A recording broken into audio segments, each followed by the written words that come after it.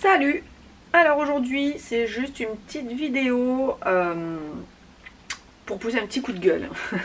Voilà, tout simplement, ça m'arrive jamais, mais là franchement je suis hyper déçue. Je viens d'aller chez Action.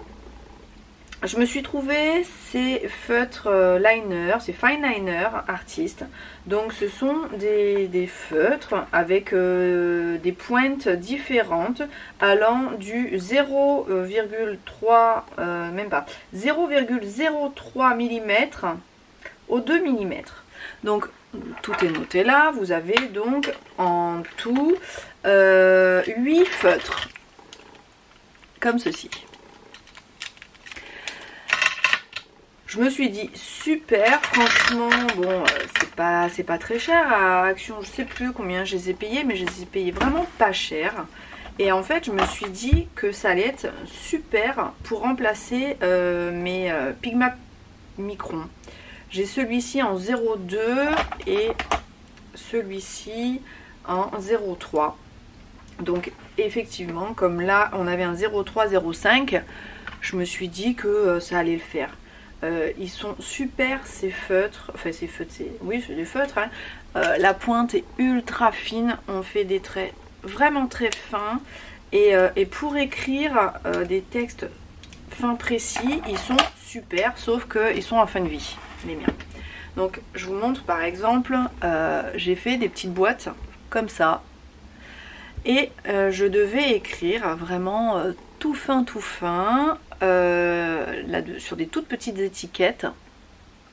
Et donc ils sont super pratiques, mais voilà, ils commençaient, voilà, ils sont en fin de vie. Donc je me suis dit, je suis tombée sur ce kit là chez Action, je me suis dit top, ça va me remplacer. Je viens de les déballer.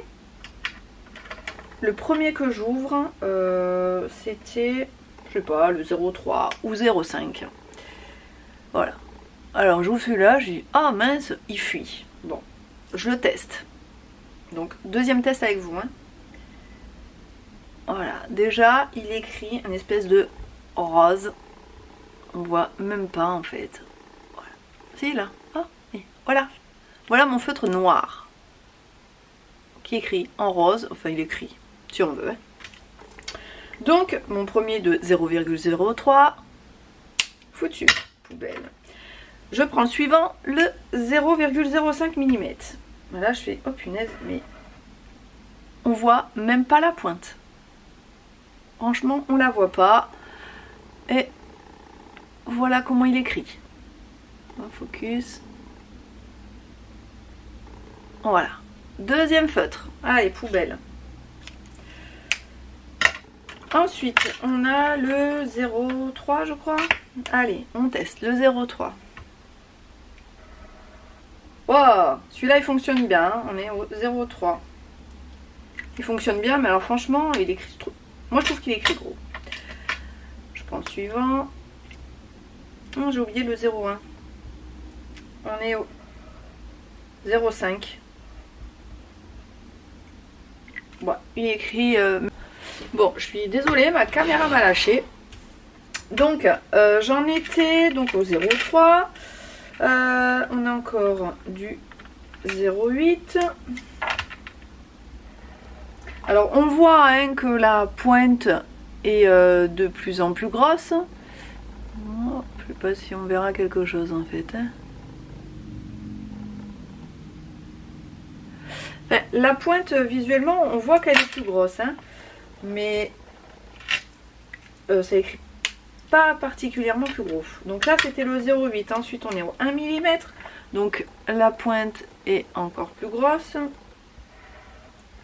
Ouais, ça écrit un petit peu plus gros. Ensuite on est au 2 mm. Donc là c'est une pointe feutre. Donc là pas de problème, hein. On peut même faire un trait très fin si on veut. Voilà pour le 2 mm.